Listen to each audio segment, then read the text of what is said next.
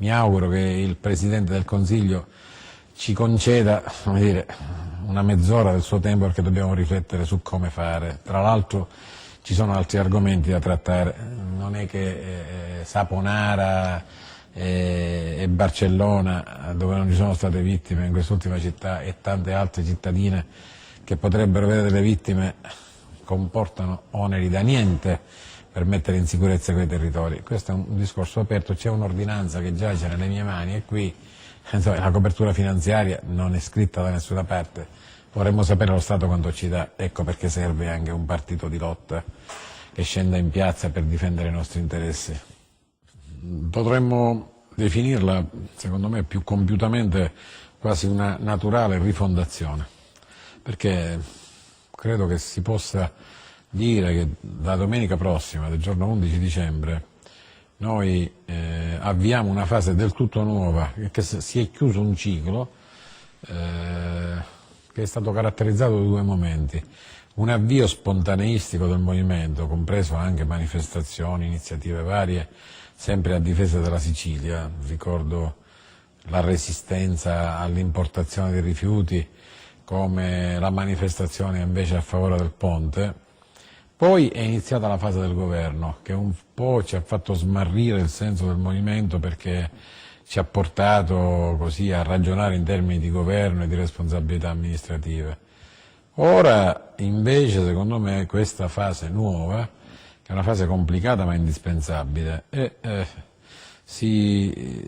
incentra sul concetto di militanza.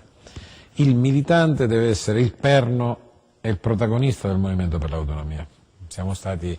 il partito degli eletti, il partito talvolta della spontaneità, della reazione alle tante cose che non vanno nel Sud. Ora bisogna guardare invece in faccia alle cose e partire da questo. La situazione nel Sud, in Sicilia in particolare, è molto critica. Lo sviluppo industriale che non c'è, l'emigrazione che aumenta, il reddito pro capite che diminuisce, le infrastrutture che non ce ne sono, che non ci sono, le ferrovie che tagliano le corse notturne e quant'altro, l'aumento delle tasse che colpirà ovviamente prevalentemente le fasce sociali e i territori più deboli, richiedono un partito agile fatto di migliaia di militanti, di gente cioè disposta a mobilitarsi per scendere in piazza, perché se noi non mettiamo in campo un partito di lotta e invece restiamo alla fase del partito che si fa i conti su come fare le liste, come recuperare i candidati purché siano forti e portino voti, secondo me riproduciamo gli errori dei grandi partiti nazionali che non hanno un'anima e quindi, come dire, non si ritrovano in una grande battaglia che il Sud e la Sicilia meritano, perché in caso contrario questa unità della quale celebriamo i 150 anni sarà un desiderio, un ricordo, ma in effetti l'Italia resta disunita e a questo punto non vedo perché, se la Lega, che per giunta ritiene che il Nord sia penalizzato, parla di indipendenza della Padania, non dobbiamo pensare anche noi a organizzarci in maniera autonoma e differente dal resto del Paese. Il tema del ponte è molto controverso da sempre, infatti le controversie sono state tali per cui a un certo punto, quando hanno prevalso i pareri contrari, si è azzerato tutto e si è ricominciato da capo dopo 5, 10 o 20 anni. Saranno 60 anni soltanto nell'ultima fase, quasi 60 anni che si parla di ponte, miliardi investiti, eccetera. Io ricordo che esponevo nella mia stanza, quando ero alla provincia, la vignetta del mitico Molino, che era un disegnatore importante e famoso in quegli anni, che riproduce un ponte, un disegno nel quale si vede il ponte che viene attraversato da un carretto siciliano.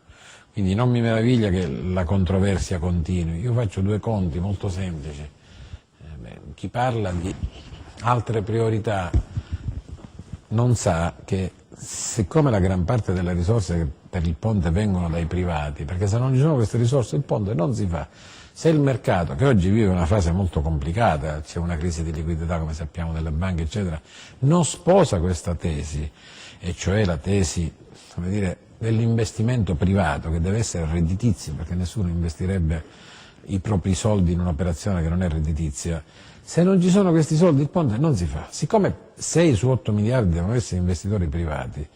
il carico per il pubblico è minimo, 2 miliardi di euro sono nulla, per fare un tratto di alta velocità ci vogliono molti più soldi, per fare un tunnel ma anche per fare un'autostrada ci vogliono un putiferio di milioni e centinaia di milioni di euro. Peraltro di questi 2 milioni, dopo tutto quello che si è speso, sicuramente si sarà sperperato anche in passato, non è colpa nostra, mi dispiace, ma di questi 2 miliardi almeno uno se ne andrebbe per pagare le penali alle imprese che si sono aggiudicate questa fase e che non vedono l'ora magari possibilmente di vedersi revocata la concessione ad operare per mettersi in tasca 1 miliardo di danni che la sospensione della iniziativa gli farebbe guadagnare. Ora è il caso che noi perdiamo 1 miliardo in penali e invece non continuiamo ad investire su un'opera che io difendo da siciliano per 1000 ragioni. Intanto per l'opera in sé, una sorta di meraviglia del mondo che peraltro psicologicamente fa guardare alla Sicilia come alla terra del ponte, non come alla terra della mafia, perché tanto maestosa, mastodontica, immensa, ardita è quest'opera. E poi, perché per carità che lavorino 40.000 persone per 6, 8, 10 anni non è manco male, che qui si affinino competenze in materie nuove come quelle relative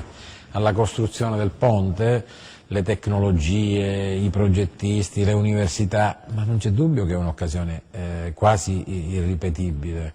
Che poi quest'opera costringa le ferrovie ovviamente, perché le costringerebbe quest'opera a fare l'alta velocità fino a Palermo, e cioè realizzare quel famoso corridoio 1 per il quale ci siamo battuti, e anche questo è fuori discussione. Capisco che, per carità, c'è chi vuole che l'isola rimanga tale, alcuni movimenti sicilianisti mi hanno scritto nei giorni scorsi, eccetera, ma i vantaggi e i pro rispetto a questa operazione sono inimmaginabili. Non c'era manco a Brooklyn il famoso ponte di Brooklyn prima che lo costruissero. E possibilmente di questi tempi si sarebbero posti il tema dell'equilibrio ambientale, del paesaggio, magari del volo di qualche stormo di uccelli.